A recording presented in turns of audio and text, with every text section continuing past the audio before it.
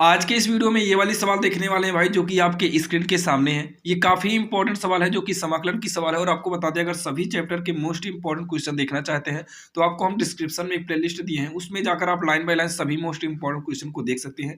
और भाई प्लेलिस्ट के नीचे सबसे आप जाएंगे तो वहां पर हम सभी चैप्टर के 1 शॉट वीडियो भी ऐड किए हुए हैं, जहां से आप अपने बोर्ड एग्जाम की बेहतरीन से बेहतरीन तैयारी कर सकते हैं। तो एक बार भाई डिस्क्रिप्शन में जाना, लिंक को ओपन करिएगा। वहां पर जब सवालों को देखेंगे तो भाई हर थंबनेल पर यानी कि आगे ही सवाल शो करती रहती है। जो सवाल लगे कि हाँ ये सवाल हमें आ जाती है, उस वीडियो को छोड़कर आप आगे बढ़ सकते हैं। तो यहाँ पर देखिए, हमें जो सवाल दिया है इंटीग्रल में एक्स स्क्वायर प्लस वन अपान में एक्स की पावर 4 प्लस वन दिया है। अब यहाँ पर आप जो है देखिए, समाकलन का पहला रूल क्या होता है, तो फार्मूला बने तो फार्मूला बनाओ। दूसरा नंबर क्या होता है भाई, नीचे टी वो मानो, अगर कुछ कट रहा तो अच्छी बात है, काट पीट दीजिए। उसके बाद आप फार्मूला बनाने का फिर से प्रयत्न करिए। जब भाई ये सब चीजें नाकामयाब रहे, मतलब कोई भी ट्रिक काम ना करे, तो ऐसे कंडीशन में आपको यहाँ पर थोड़ा सा दिमाग लगाना पड़ेगा।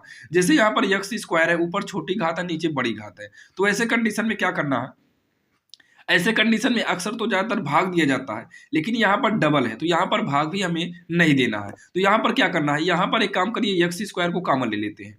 जब हम ऊपर से एक्स स्क्वायर को कॉमन लेंगे तो यहाँ पर वन बचेगा। यहाँ पर तो एक्स स्क्वायर था ही नहीं, तो हमें यहाँ पर मजबूरन भाई बटे में एक्स स्क्वायर करना पड़ेगा, ताकि हमारे मान में भी कोई प्रभाव ना पड़े। अब यहाँ नीचे से भी एक्स स्क्वायर कॉमन ले लेंगे तो यहाँ पर एक्स स्क्वायर बचेगा प्लस में। यहाँ पर एक्स स्क्वायर नहीं था तो यहाँ पर भी बटे में आपको एक्स स्क्वायर करना होगा, और यहाँ पर साइड में हम क्या करेंगे, डीएक्स लगा देंगे।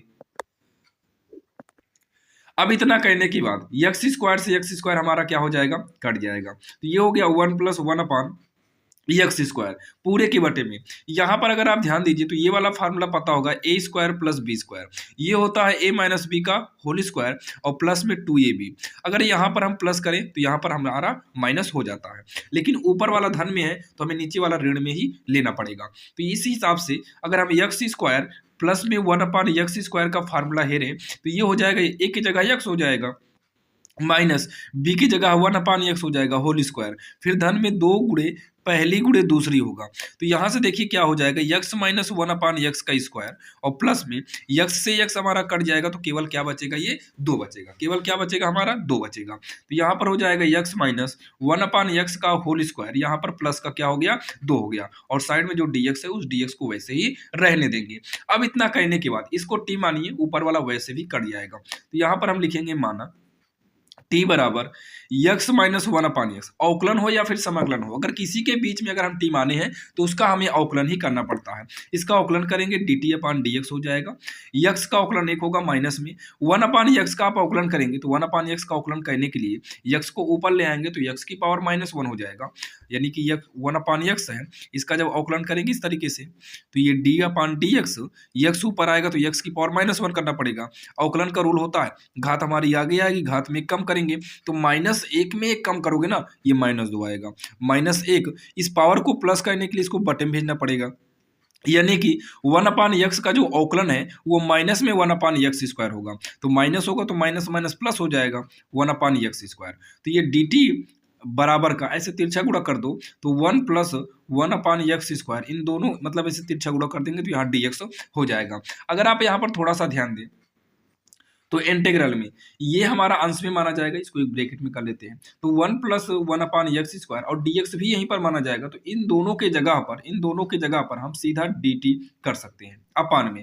इस पूरे को t माने हैं तो ये हमारा t का स्क्वायर हो जाएगा प्लस में, ये जो दो है ना, इस दो को हम लिख सकते हैं रूट टू का होल स्क्वायर लिख सकते हैं, ताकि ये फार्मूला बन जाए। फार्मूला यहाँ पर देखिए, जैसे इंटीग्रल में अगर one upon X square plus A square के रूप का हो और यहाँ पर डीएक्स हो, जैसे टी है तो यहाँ डी टी लगा है, तो ये फार्मूला हो जाता है वन अपान ए टेन इनवर्स यक्स अपान ए होता है प्लस सी, ये हमारा फार्मूला बन जाता है।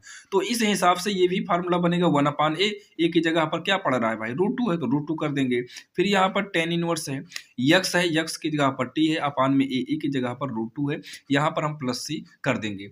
अब इतना कहने के बाद वन अपान रूट टू हो गया, टेन इनवर्स करेंगे। अब यहाँ पर टी का मान रखते हैं, तो आप यहाँ पर देख लीजिएगा टी का मान क्या है, x minus one upon x है, तो x minus one upon x है, जबकि पूरे के बटे में क्या हो जाएगा, रूट टू होगा प्लस का सी हो जाएगा। इसको थोड़ा सा सॉल्व कर लीजिए, one upon root two tan inverse, ऐसे तिरछा गुणा करा दो तो क्या बन जाएगा, x square minus one, x square हो जाएगा, -1 है, ये पूरे के बटे में अब एक्स हुआ। फिर ये गुणा कराने से क्या हुआ कि एक्स अब पूरे के बटे में आ गया, नीचे रूट का 2 है, प्लस का यहाँ पर सी लगेगा। अब थोड़ा सा एक लाइन और करना है, 1/√2 ये है tan इनवर्स एक्स स्क्वायर -1, ये भी बटे में है, मान लो इसके बटे में 1 करेंगे तो बाहर बाहर अंदर अंदर की गुणा के हिसाब से ये हो जाएगा √2x हो जाएगा और प्लस का सी लग जाएगा, यही इसका आंसर हो जाएगा, जो कि काफी आसान सवाल थी और आपके समझ में आई होगी। और सभी वीडियो को देखने के लिए आपको हम डिस्क्रिप्शन में प्लेलिस्ट का लिंक दे दिए हैं।